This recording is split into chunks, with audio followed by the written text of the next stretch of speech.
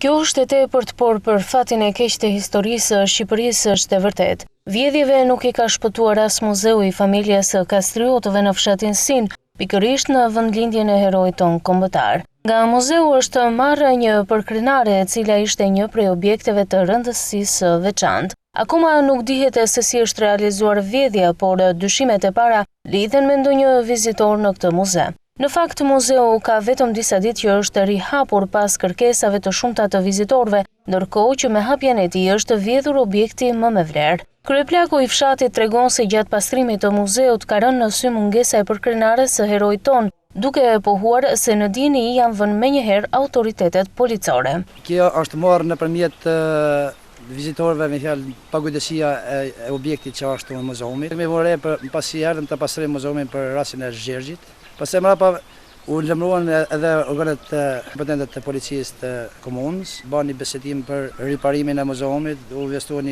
2 milion lekësh nëpërmjet komunës. Besime nuk janë bërë, duke pas këtë dhurat që na ka lënë Gjergj Kastrioti për Skënderbeu, kjo as rrugë nuk ka. Është për të ardhur keq që për këtë muze, të cilin ndoshta shumë pak vetë dinë që ka vlera të veçanta, nuk kujdeset njeri duke lënë në mëshirë të fatit. I vetmi që kujdeset është pronari i tokës ku është ndërtuar muzeu.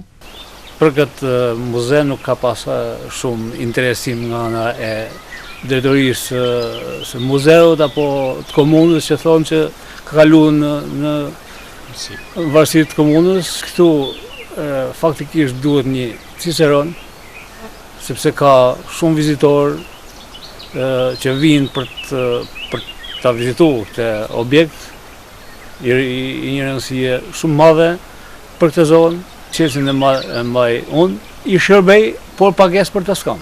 Përkrenaria nuk është vjedhur, ajo është marrë nga vizitorë që kanë ardhur, nga pagujdesia, por faktikisht tu duhet patjetër që të paguhet një person për të shërbyer.